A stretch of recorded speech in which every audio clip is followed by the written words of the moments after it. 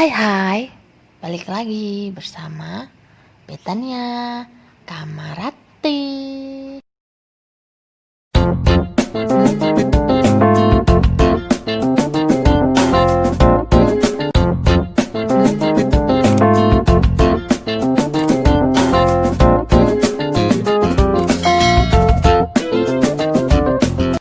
Ibu-ibu, hari ini kita bahas sesuatu yang selalu dicari-cari oleh ibu-ibu loh. Kalau belanja di warung, atau di pasar, atau di supermarket, yang katanya bisa buat makanan menjadi terasa lezat dan nikmat, dan merupakan andalan ibu-ibu yang tidak bisa masak. Karena kalau dikasih sesuatu ini, pasti menjadi seperti pandai memasak. Just kidding ya ibu-ibu. Soalnya saya sendiri begitu bu. Pengalaman saya tidak pandai memasak, tapi setelah masak apa saja, bila dikasih yang satu ini nih, pasti rasanya jadi nikmat. Ada yang tahu nggak ya yang saya maksud ini apaan sih? Iya bener banget, bener itu bu. Yang saya maksud adalah mecin atau vetsin atau yang disebut juga MSG. Menurut bu ibu, bayi atau anak boleh dikasih makanan yang mengandung mecin atau vetsin atau MSG nggak sih? Ini hasil polling yang dilakukan Dr. Meta terkait MSG di Instagramnya. Walaupun kebanyakan pada menjawab boleh, tapi hampir semua bilang asal sedikit saja. Tapi berapa takaran yang dibilang gak berlebihan ini? Kita bahas satu-satu ya. MSG adalah garam sodium dari asam amino dan asam glutamat. Asam glutamat sendiri secara ilmiah ada dalam tubuh kita, berbagai jenis makanan dan juga tambahan makanan. MSG banyak terkandung dalam makanan seperti tomat dan keju. Sejarahnya nih, pada tahun 1908 yang lalu, yang lama banget itu, ada seorang profesor Jepang bernama Profesor Ikeda yang berhasil mengekstrak glutamat dari kaldu. Ternyata rasanya gurih, umami dalam bahasa Jepangnya. Akhirnya beliau mematenkan produk ini dengan nama Aji Tit. Ibu-ibu tahu sendirilah apa yang saya maksud. Kalau zaman dulu MSG diekstrak dari kaldu rumput laut. Sekarang MSG dibuat dari fermentasi tepung, gula, dan lain-lain. Prosesnya mirip dengan proses pembuatan yogurt. Kenapa MSG ditambahkan ke makanan dan berapa banyak biasanya dikonsumsi orang-orang? MSG sendiri nggak punya rasa, tapi membantu kekuatan rasa gurih atau umami itu tadi alami makanan. Istilahnya penguat rasa. Saat MSG ditambahkan, rasa gurih makanan akan menguat.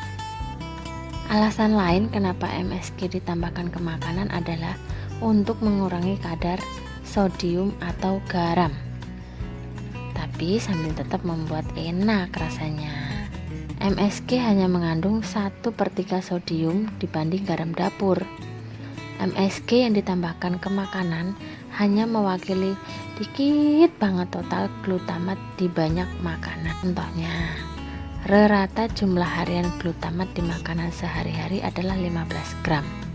Sementara MSG tambahan ratanya hanya sekitar 0,5-3 gram per hari.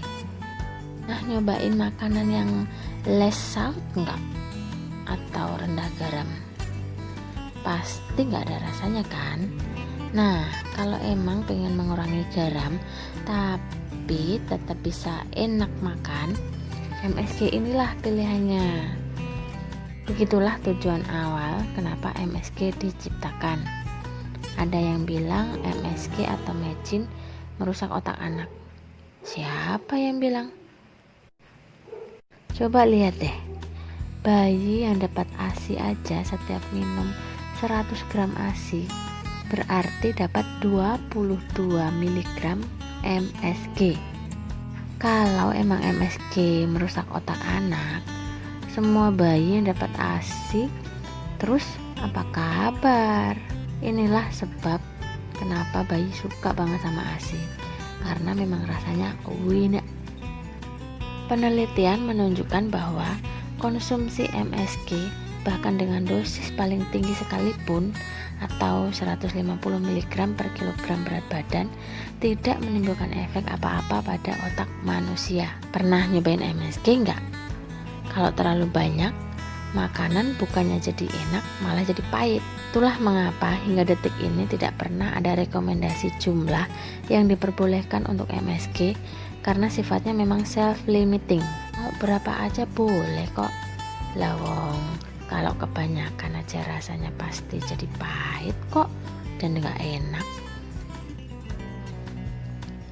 Tidak ada bukti ilmiah bahwa MSG dapat membahayakan atau menyebabkan kanker atau bahkan sampai merusak otak. Oleh karena itu, komisi ini menimbang tidak perlu untuk menentukan berapa banyak MSG yang bisa dikonsumsi. Lihat nih, ini dari WHO tahun 1987. MSG aman dikonsumsi dan tidak membahayakan untuk bayi. WHO dan negara lain saja sudah menyelesaikan isu MSG berbahaya sejak 1987. Pasti mereka sekarang udah bisa berkarya jauh banget dari beberapa puluhan tahun lalu. Tapi sekarang nih, udah tahun 2020, orang Indonesia masih aja ngeributin mengenai micin. Malah justru nyalah-nyalain micin pula. Kasihan kan si micin.